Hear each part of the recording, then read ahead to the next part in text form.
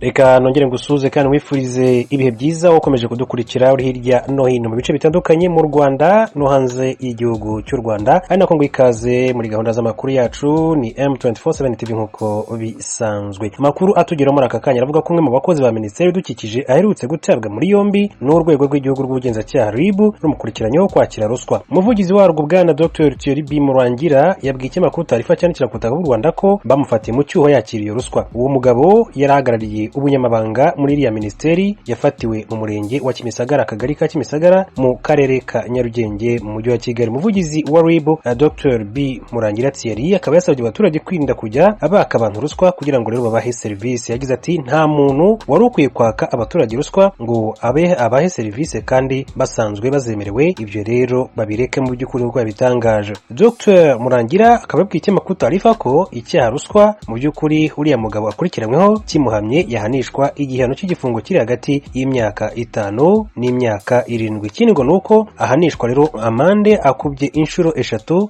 ndetse n'5 ayo yarakurikiranywe mu by'ukuri nkuko aya makuru atugera akomeza kugenda abivugwa. Hanyuma tukiri ku makuru ajyana no gutabwa muri yombi, reka tujye mu gihugu cya Uganda. Makuru ava yaravuga yuko Bobi Wine yamaze gutabwa muri yombi. Byagenze bite? Umunyapolitike utavuga rumwe n'ubutegetsi muri Uganda Robert Kyagulanyi Ssentamu uzwi nka Bobi Wine izina ry'ubuhanzi yafashwe ahita afungwa ubwo yarari mu myigaragambyo i Kampala mu murwa mukuru w'iki gihugu cya Uganda. Umunyapolitike yarayoboye itsinda ry'abadepite bo mu ishyaka rye National Unity Platform mu myigaragambyo yo kwamagana gufungwa no kunyuruza abamushyigikiye kuva mbere ndetse no mu gihe cy'amatora na nyuma y'amatora yo ku itariki ya 14 Mutarama 2021. Ibinyamakuru bimwe byo muri Uganda na BBC bitangaza ko abashinzwe umutekano kuwa mbere barashe imyuka iryana mu maso mu gutatanga ivunge cy'abigaragambye bari kumwe abadepite nk'uko bikomeza kugenda bivugwa. Bobi Wine ku cyumweru yahamagariye abamushyigikiye kwifatanya nawe mu myigaragambyo mu mahoro yamagana ibyavuye amatora. Gufungwa kwa bwana Bobi Wine mu Gushyingo kwakurikiwe n'imyigaragambyo ikomeye cyane aho abagera kuri 50 bamaze kuyigwamo muri iki gihugu cya Uganda. Mu yandi makuru, Colonel Sematama yemeje ko yihuje na Colonel Makanika. Colonel Charles Sematama aherutse gutoroka igisirikare cya Repubulika Demokarasi ya Kongo yemeje ko yihuje na mugenzi we Colonel Michel Kunda Makanika bakomoka mu bwoko bumwe bw'abanyamurenge, bakaba abagamije kurinda abaturage kuko ngo ntacyo leta ikora. Colonel Sematama aherutse kubitangariza radio BBC ubwo umunyamakuru yamubazaga niba koko yarihuje na mugenzi we nk'uko byavugwaga. Yamusubije agira ati yego niwe turi kumwe. Abajijwe intego bafite ati ni intego yo kwirwanaho, twaje kwiyunga n'abaturage muri izi ntambara bahura nazo zo kwirwanaho, ntabwo ari ukutera leta ahubwo no kwirwanaho ku bitero biri kwica abaturage, ibyo nibyo rero bituma turwana. BBC yabajije Colonel Sematama niba igisirikare cya Repubulika Demokarasi ya Kongo kizamuhana, avuga ati ntacyo bimbwiye, ubundi se icyaha kiruta guta ababyeyi bari mu ngorane, ababyeyi bari gupfa ukabatererana uri umusirikare nyine, urumva icyo cyaha cyo cyahanwa n'iki?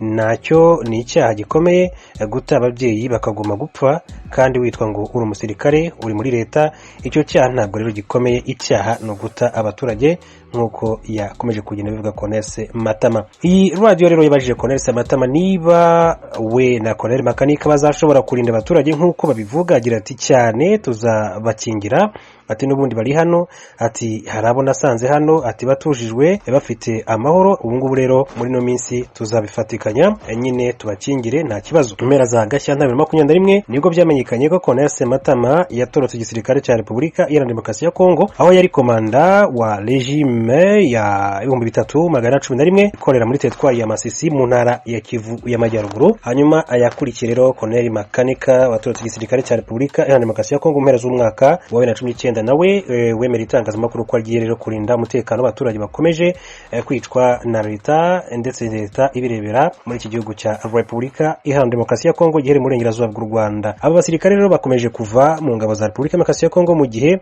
abagize ubwoko bw'abanyamurenge buri muri teritwari ya Uvira mu ntara ya Kivu y'Amajyaruguru batakamba umunsi ku wundi bavuga ko bakomeje kwicwa, gusahurwa no kuvanwa mu byabo ndetse n'abarwanyi b'imitwe cyane cyane iya Mayimayi ibarizwa mu burasirazuba bw'iki gihugu cya Repubulika Iharanira Demokarasi ya Kongo. reka rero tuve kuri iyi nkuru dukomeze turebera hamwe n'andi makuru atandukanye akomeje kugenda avugwa hirya no hino ku isi. Ikibazo cy'indwara ya COVID-19 n'urukingo rwayo Perezida Museveni yakigarutseho mu ijambo yarayagejeje ku baturage kuri iki cyumweru. Yanavuze kandi ku matora y'umukuru w'igihugu aheruka kuba muri Uganda, gahamya ko uwo bari bahanganye Robert Kyagulanyi uzwi cyane ku izina rya Bobi Wine yibye amajwi.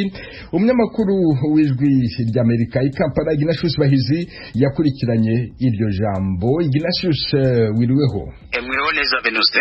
Mu ijambo Perezida Museveni yavuze yagarutse ku kibazo cy'indwara ya COVID-19 muri Uganda ndetse n'inkingo. Byifashe bite?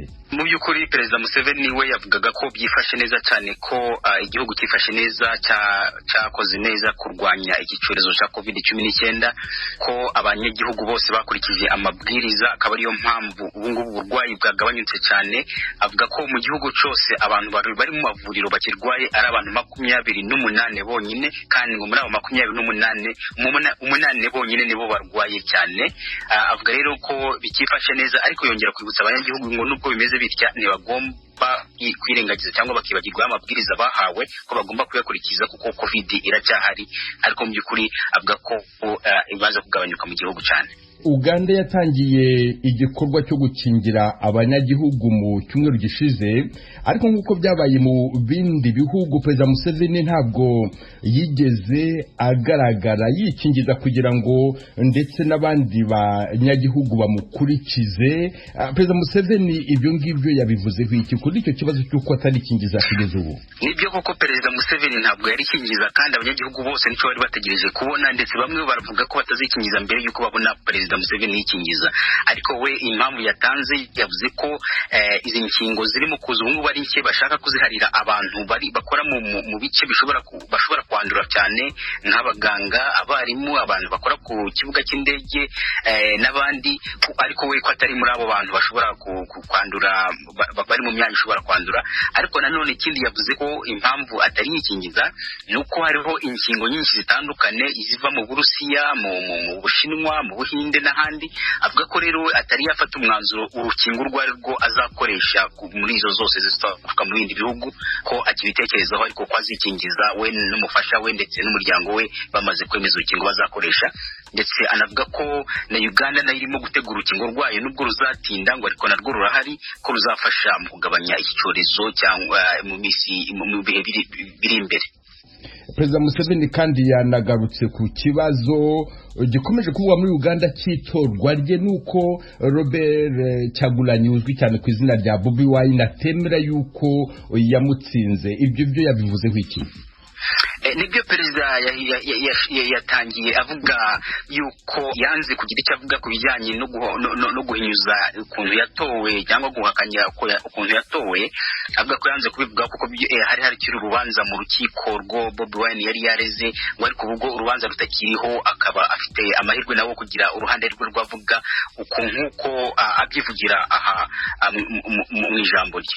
I couldn't comment because there was a case in court which had been taken there by the Honorable Robert Kyagulanyi, saying that Perezida Museveni abisobanura aho ngaho, avuga ko uruhande rwa Bobi Wine umunyapolitiki utavuga rumwe nawe hamwe n'abayoboke be aribo bibye amajwi mu bwinshi, ndetse bagatera ubwoba n'abandi bantu basanzwe bashaka gutoresha ariko ubutegetsi ntibaritore mu bwinshi ko byashaka kuba.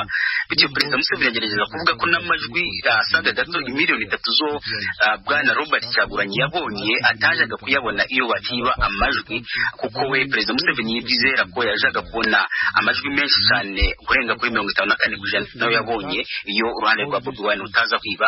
Ahubwo avuga ko bagiye gukurikirana n'abantu b'abapolisi ngo n'abandi bantu bo mu ishaka rye bafashe ruswa kuva kwa Kyagulanyi, kuko bafashije uruhande rwa Bobi Wine kwiba amajwi. None Perezida Museveni aravuga yuko Bobi Wine ari we wibye amajwi, mu gihe andi maraporo avuga yuko Bobi Wine ashobora kuba yaribwa amajwi. Ibyo byo bisobanuka bite? Ni ibintu biteye urujijo kubona Perezida Museveni ufite ingufu nyinshi hano, kandi ukuntu byagaragaye wabonaga ko n'inzego